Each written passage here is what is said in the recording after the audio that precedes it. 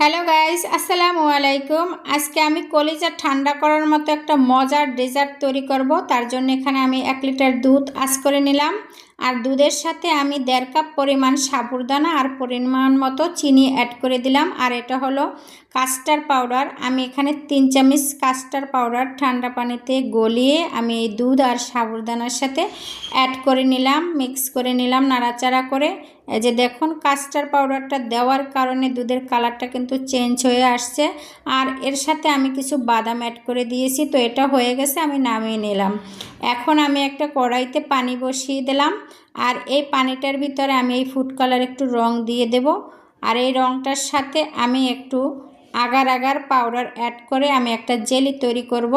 তো এটা হলো এই আগার আগার পাউডার। এটা আমি 3 চামচ দিয়ে আমি একটা জেলি বানাবো। তো 3 চামচ পাউডার আমি অ্যাড করে একটা জেলি বানিয়ে নিলাম। আর এখন এই জেলিটা আমি সেট করার জন্য একটা বাটিতে তেল ব্রাশ করে আমি এটা ঢেলে নিলাম। এখন এটা রেখে দেব। তো এখন কিছু ফ্রুটস আমি কেটে নেব। এখানে আমি একটা আনার নিয়েছি, আর আনারটার খোসা আমি ছাড়িয়ে আমি বিচিগুলো সব বের করে নেব। আর এর সাথে কিছু আঙুর আর কলা, এগুলো সব আমি কেটে নেব আস্তে আস্তে। আর এই প্রচণ্ড গরমে আর এই রমজান মাসে আমরা সারাদিন রোজা থাকার পরে কিন্তু আমাদের কলিজাটা একদম শুকিয়ে কাঠ হয়ে যায়।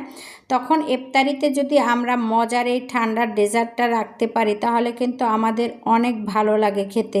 তো এই ডেজার্টটা খুব সহজেই ঘরে থাকা সামান্য কিছু ফ্রুটস এবং সামান্য কিছু উপকরণ দিয়ে আপনারাও সবাই ইফতারিতে এই মজার ডেজার্টটা তৈরি করে নিতে পারেন। তো কথা বলতে বলতে আমার সব ফলগুলো কিন্তু কাটা হয়ে গেছে। এখন আমি এই যে দুধটা কিন্তু আমি একটা বাটিতে ঢেলে নিয়েছি, আর উপর থেকে কিন্তু এক এক করে আমি সব ফলগুলো অ্যাড করে দিচ্ছি। এই যে দেখুন, সবগুলো দিয়েছি। আর এই যে আমার জেলিটা আমি উপর থেকে দিয়ে দিলাম। জেলিটা দেওয়ার কারণে আরও একটু কালারটা সুন্দর ফুটে উঠছে।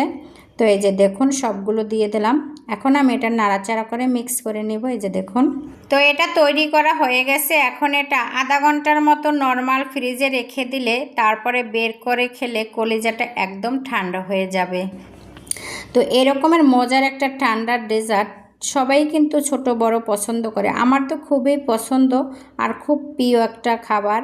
তো এটাই যে আমি একটু বাটিতে তুলে নিলাম। দেখুন, ডেজার্টটা দেখতে যেরকমের সুন্দর, মাশাল্লাহ খেতেও দুর্দান্ত স্বাদ ছিল আর খুবই লোভনীয় একটা ডেজার্ট।